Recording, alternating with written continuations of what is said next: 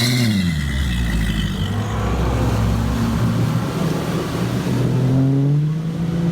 right, everybody. Well, welcome to Wired for Bass. Ed Everhart here, and on the line here with me, I've got one of the elite pros out there in the country, and he has always been a great angler and a great guy, really for the sport. And that's Mr. James Watson. I hope you all know who he is because he's a definite good guy out there in the world of bass fishing. So, James, welcome to the show. Yeah, thanks for having me on. No, it's definitely our pleasure to have you on here today.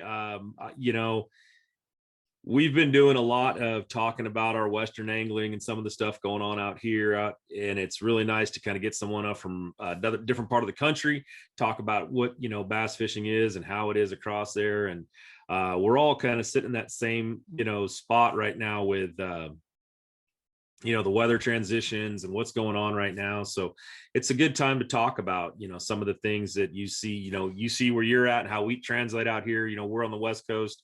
And where are you at right now? Are you in? Right now I'm at the Harris Chain of Lakes. I got a Bass Pro Tour event. I'm in Group B, start tomorrow. Nice. Okay. So everybody's out there. So everybody's out fishing today right now doing Group A? Yeah, Group A. Brett Height is crushing it right now. Holy moly. I was gonna say, you guys get to, I didn't know you guys get to actually watch and see how they're. We don't. We get to look at Score Tracker and that's it. We don't get to watch it. Yeah, you don't actually get any leg up on it or anything like that. You just get to sit back and. That's right. And go, oh look, I should be doing 47 pounds tomorrow morning by. Oh. I've done that in the 2 days I've been here. So fine. Yeah. Even with non-sporables. How has it been fishing right there? It's terrible. The wind blew 190 miles an hour the last 2 days, making it hard to go offshore and find any grass. Yeah. It's been difficult. Yeah. And the Harris Chains of Lakes are where? Leesburg, Tavares, Florida, Leesburg, Florida. Okay. Yeah. Okay. So this is so you're in Florida. Wind's blowing. It's a tough bite out there right now. What are you looking for this time of year? I mean, what is it that you would normally say? I mean, this is Florida. I mean, I'm always thinking, big bass down there. So what are you kind of searching for? I've never been down here this late in the year. But usually searching for, grass, eelgrass, hydrilla, various grasses, and definitely something that's a little offshore and off the bank away from the Kissimmee line. But I have not found that here this week. They've sprayed and killed most of the hydrilla in Lake Harris and Little Harris, making it difficult, at least for me. But as you can see on Score Tracker, for about 10 guys, it's not difficult at all out of the 40. So we'll just see what tomorrow brings. What does that do for you, the Score Tracker? As far as, I mean, is this intimidating you as far as, hey, oh man, I got to go out tomorrow and do it? No, it ain't. I like Score Tracker. I like it when I'm on the water. That way you can gauge whether you need to throw everything you're doing into the trash and go scrap it and do something else. You don't have that luxury in a 5-fish limit. You might be thinking, man, if I could just get one more bite doing this, I'll grind it out the rest of the day. And that one more bite might not do you a diddly, and Score Tracker will let you know that. So it's pretty cool. Now, with it being, I guess, and down there, it's probably summer patterns mostly, right? So, most of the rest of us are kind of sitting in these, late spring, maybe early summer. Give us a little heads up on if you're heading, if you're going to be fishing some of these lakes, maybe a little more north than that. I know you're a high mountain guy. Yeah, I've just come from home. Last week on Table Rock was the best 3 days of bass fishing I've ever had on that lake in my entire life. Wow. And some were pre-spawn, some were spawn, a few were post-spawn, but most were spawn and pre-spawn. And just Water got up about 5 foot high. It was really up in the bushes. Parts of the lake had really good color to it, and there was some guarding going on. There was some spawning going on, and it was just an awesome spinnerbait bite. It was awesome flipping bite, and down in the clear water, it was an awesome big swim bait bite. I caught a lot on beds still. Over a month ago, while we had back-to-back, we had a BFL we had to make up that was postponed. We had back-to-back BFL tournaments on Table Rock. It was 230 is full field on both days. It was 230 in the first one at Lake of the Ozarks as well. Whew. And I caught all but 2 of my bass, one each day. I finished third in the first one with 18 something, all on beds, except for one. And then the second day I won, I had 20.03, and I caught them sight fishing with the exception of one I caught reeling. So, and we've had a good spawn at Table Rock. So yeah, sounds like it's good. You got good water down there too. Yeah, we had a Toyota over on Grand Lake. It was phenomenal there. I finished 7th in that Toyota at Grand. Had 21 pounds the first day, including the 8-1. I mean, before that, we were Lake of the Ozarks in the BFL. I finished second in that one. I had 18 something. They were all on spinnerbait. I mean, it's just been a good year around Lake of the Ozarks, Table Rock, Grand Lake, Bull Shoals. Hell, even Beaver, I hear, was dynamite. Bass all over the banks at Beaver. So just it's that time of year that a lot of people are going to be, out there. We've had a bunch out here and out in the west, a little further out west here. We're not we're not blessed with the water. We're kind of out of water, so we're we haven't had quite the good year, rain or anything else wise. So it's one of those years, I guess, for us out here. But it seems like everything else seems to be going pretty good as far as fishing wise out there. And trying to get people to talk a little bit about the times of years, and you talked about a few baits in there that you're doing. Is this a cover water kind of thing right now when you're fishing this way? Or are you this time of year, or are you trying to find just, hey, you know what, I'm just covering water looking for fish, or I'm covering water just to find a bite that can go in most of these lakes? To get in front of one. I'm fishing long stretches of shoreline cover, and I keep moving. If I could find something offshore, then I would, plant and try to through that area really thorough. But right now I'm, just one that's cruising a lot of ground. Okay. Yeah. So it's cause it's, I mean, like I said, the spring is always, you're always in that position where you're looking at, some of the lakes are, spawned out. Some of the lakes are, post. Now, if you had your choice this time of year, you fishing for post spawn, or are you trying to find those pre-spawn fish that haven't quite moved up yet? Post spawn. Yeah. Post-spawn. Yeah. Like now back home, I'd be getting really dialed into the fish that are, topwater fish on a like a redfin or wake shad or a surge shad that Berkeley makes, super good, a buzz jet. And then I'd also be focusing on getting a big spoon out and start spoon jacking boat docks. All this post spawn ready, really good post spawn activities. That's awesome. So that's we're trying to get it. We're just talking some fishing today, and it's such an interesting thing to hear the same.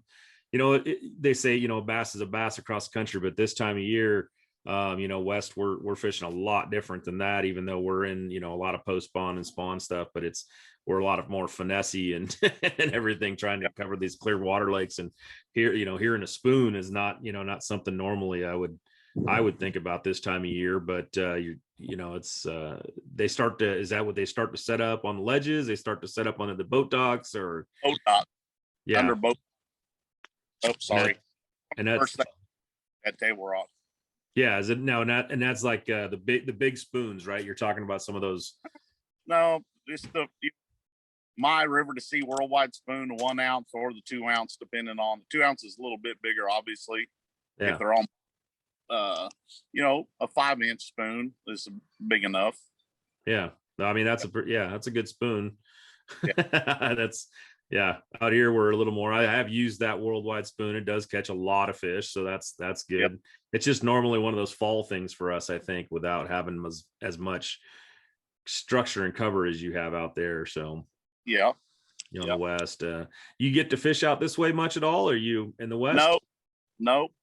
There's nothing that takes us out that way. Are you? Here's something too for guys out West. If you all want to maintain and keep your Toyota series going out there, I'd suggest you get more anglers showing up for them. I know Mark and Ish both did real well in the last Toyota out there, and if you guys don't start getting turnout, the way companies are running and business is done nowadays, tournament organizations, they'll stop coming, and then you'll really be crying, why don't they ever come out West? Why don't they? I see this all the time from West people post, why don't you guys come out West? Well, you got the Toyota series, your best bang for your buck, and you get 70 some odd guys come out to fish it. That's shitty. That's some poor turnout, and organization won't keep coming there if you guys don't start supporting it. Oh, you're right. Why Bass Opens left in 2005. Right. So guys, you got some big talkers and big rollers out West. You guys better start showing up to them tournaments and putting your money in the hat, or they're going to be non-existent for you. That's a fact. That will happen if it doesn't change. Yeah. Well, I mean, you just said you were out there and, you had 230 boats and we have 70. Yeah. And there's, and I'm definitely a person who's, it's tougher out here in the sense that there's so many smaller tournament circuits out here that everybody wants to jump in and fish. And when you have a big event like that show up with a big dollar amount to get into, guys are a little more squeamish about it. And I think it does keep our numbers down, but it's not an excuse if you really want to fish, at that level. Right.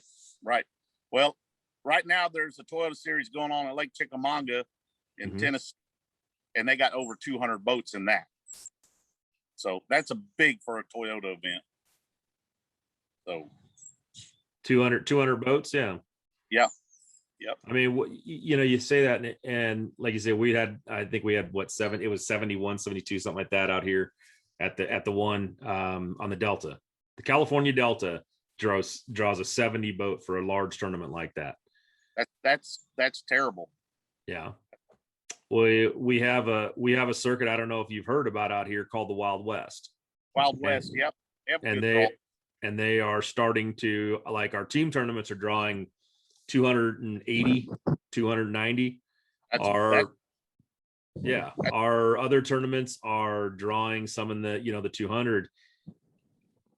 I know that there's the Toyota series is coming out here, but these guys are, they're showing up and fishing this 160, 180 boat strong on these Wild West events.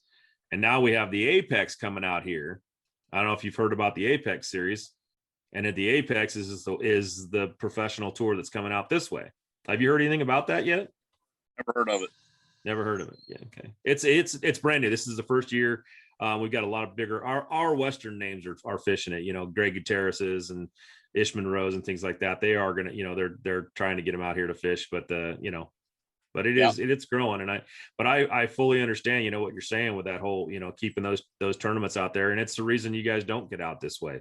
I mean, there's nothing coming out, these big events coming out. When they have come out, they don't seem to get the reception that they maybe should, Yeah. So you're not seeing any way where we're going to start seeing some of the bass leagues that you're fishing right now, like the one you're fishing right now, coming out this way at all? I hope we never come out there. No. I mean, yeah. I mean, sure, Brent Ayler and Cody Meyer and Skeet and all them guys would love to, but Yeah, hell no, I don't want to drive all the way out there. So that's good. Hey, honesty is honesty, man. I appreciate it. Yeah, it's all about the travel time. Yeah. I mean, I've been out to Clear Lake one time, worked with River to Sea, Simon and Andy at River to Sea, and James and everything. I have nothing against your fisheries, but why would I want to drive all that way across the country and compete against Skeet and Ayler and Cody, who day in and day out kick my ass right over here? I mean, it would really be a thumping if I went out there. So no, I'd rather not drive all the way out there. It's a long, long journey. Yeah. What do you, I mean, it's the same, and it's the same thing going that way for a lot of the guys out here. And I think that's one of the reasons why we are having the situation we have, where the Toyota Series leads to one thing, but the Wild West is now leading towards the Apex events, which are a professional tour here, offering a lot of the same things that you're getting on some of the bigger events back there. So nice. That's one of the reasons I think we're going to grow out here, and it's good. And the mentality that I just heard from you about coming out here is what I hear from a lot of different guys. It's just, it's not worth going out there to fish, a spot, the Delta or Clear Lake, because that's really what you're going to end up fishing, is one of those two, and to come out here and waste your time, your money, and all that to come out here to just donate to somebody who's here. I can fully understand that. Yeah. Because we have a lot of anglers that feel it's kind of the same way going back there, going to Table Rock, who wants to go fight, fight you out for a guy that fishes Clear Lake all day, then goes out, has to drive out to Table Rock and fish out there. That's right.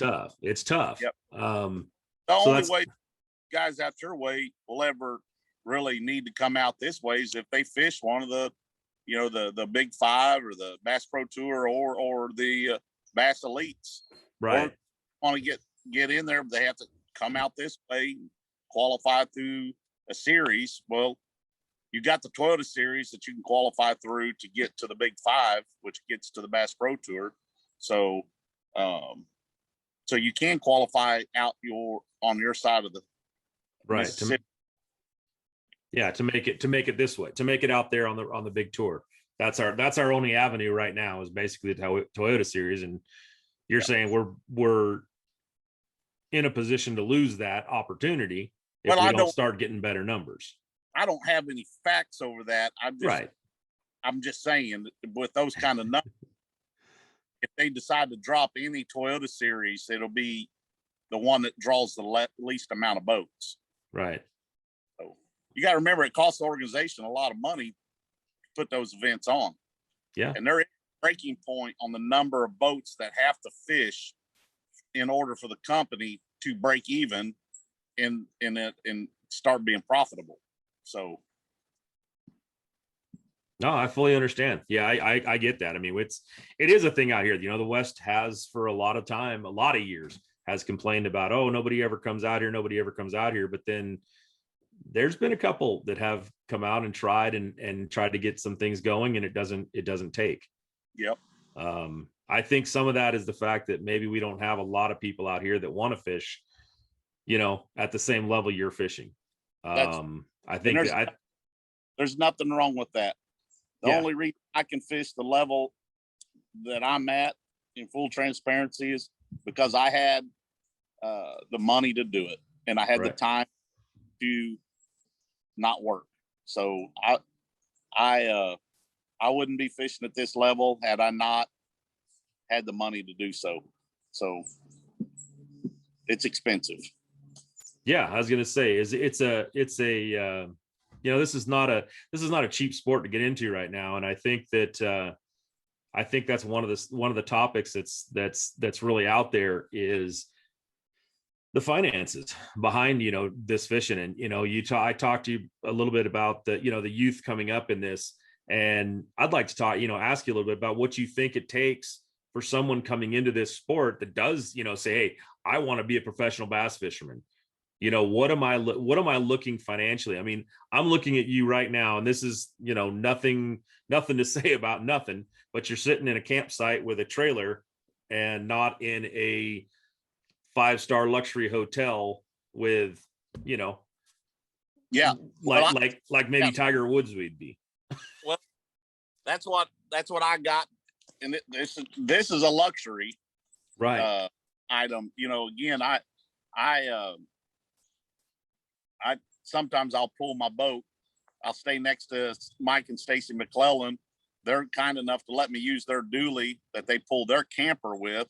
Mike uses his truck, his wrap truck, to pull his boat back and forth to the lake with. They'll let me use their dually, and I can put in use that to put my boat in and out of.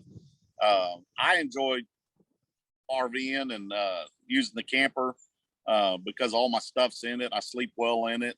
But sometimes we rent. We'll get a vacation rental home, and a few guys like Brandon Coulter and Fred Robanis and Jeff Sprague and I all stay together often. And but as far as coming up and expense wise, you better have about after entry fees and expenses, not counting your boat payment and your truck payment, if you have one of those, you better look at spending about 70 grand and to fish at the highest level. If you want to eat peanut butter and jelly and sleep in the back of your truck, you can save some money. So that's something to think about. But if you want to aspire to be a professional angler, I'd suggest that you spend as much time as you possibly can marshaling, co-angling, fishing out of your own boat, bass clubs, buddy tournaments, pro-ams, and spending that time on the water, wading creeks, fishing farm ponds, whatever you can do to get out and be outside and fish and learn how the fish react and so on and so forth, and become a real good fisherman. And the second most important thing, once you become a real good fisherman, you better have the ability to talk. You better have some sort of personality that people want to listen to. And if you're an excellent fisherman, but you're terrible with a microphone in your hand, you better just catch a lot of fish and win money at tournaments, because the sponsored dollars aren't going to come your way. That's the truth. So let me ask you this: if you're spending $70,000 out there, over the top, and I'm guessing and that's pretty much over the top of everything else that you're if you got a house, you got a whatever you're keeping up, you got, hey, you're going to be out there on the tour. It's going to cost you about $70,000 a year to run. What are the odds of you getting any of that back? What's your likelihood of breaking even? Right now, to this point, this includes BFL, Toyota, and Bass Pro Tour. I've made $30,000 in winnings right now. So I got to make $40,000 more dollars in the next 6 tournaments to break even. Now, if you win $70,000 in a year tournament fishing out here, that's considered a good year. So when it's all said and done, how are you making your house payment? How are you making your boat payment? How are you making your truck payment? How are you feeding your kids? I'm not sure. That's I guess that's what I'm asking, is basically if you want to make it, winning the money there is not it. You've got to be it's that sponsor. So telling these kids coming out of college, hey, don't forget to take that public speaking class. Yeah. Take that marketing class. Make sure you know how to market yourself. Absolutely. College isn't for some people.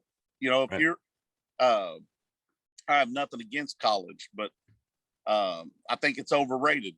If there are classes you can take, you don't have to get your degrees, but you better do a little marketing. You better have that public speaking. whatever they call that in college nowadays. Those Yeah. I highly debate.